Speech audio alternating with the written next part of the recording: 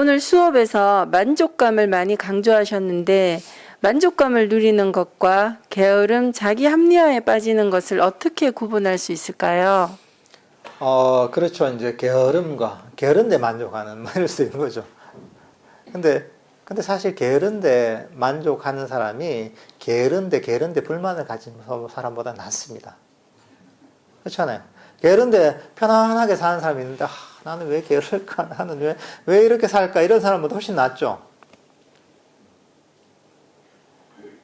근데 사실 우리가 할 일은 해야 되죠. 그죠? 사실 또 해야 될 일들이 있습니다. 근데 그럴 때 보면 우리는 꼭 해야 될 일임에도 불구하고 지금 하고 있음에도 불구하고 마음속에서 내가 이걸 왜 하지? 이건 힘든데 귀찮은데 이렇게 불만족을 가지고 하는 경우가 많습니다. 어차피 하는 일인데 해야 될 일인데 그럴 때 이제 스스로 괴로움을 만드는 거거든요. 그 인식을 바꿔야 됩니다. 그럴 때 해야 될 일은 거기서 만족감을 일으키려고 노력하는 거죠. 그러니까 어쨌든 간에 우리가 해야 될 일, 할 일을 할 때까지는 우리를 끝까지 데려다 놔야 됩니다. 어떤 일이 있다면. 끝까지 노력이 필요합니다. 그리고 그 일을 하면서는 만족감을 일으켜야 됩니다. 명상을 할 때도 마찬가지다. 명상을 안 하는 걸로 만족하는 필요가 안 돼요. 명상을 하는 걸 시작을 해야 돼요. 근데 거기서 만족하는 거죠. 명상하는 데서. 그래야지 우리가 이 마음에 장애가 사라집니다. 명상에. 그리고 괴로움이 사라집니다. 세상에서 가장 행복한 사람은 아무 바라는 게 없이 만족하는 사람이 가장 행복한 사람입니다.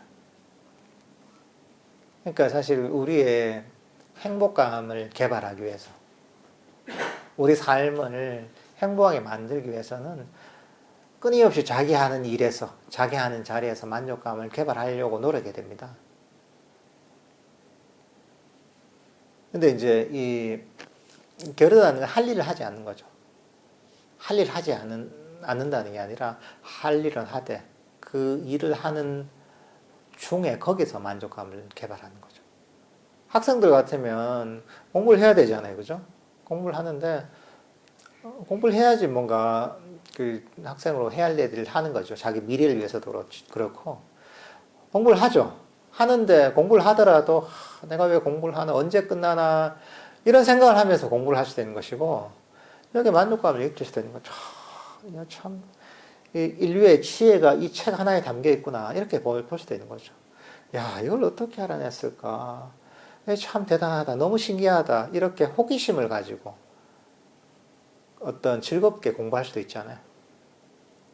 근데 이제 그렇게 공부할 때도 사실은 즐겁고 그리고 공부의 효율도 훨씬 높아지는 거죠.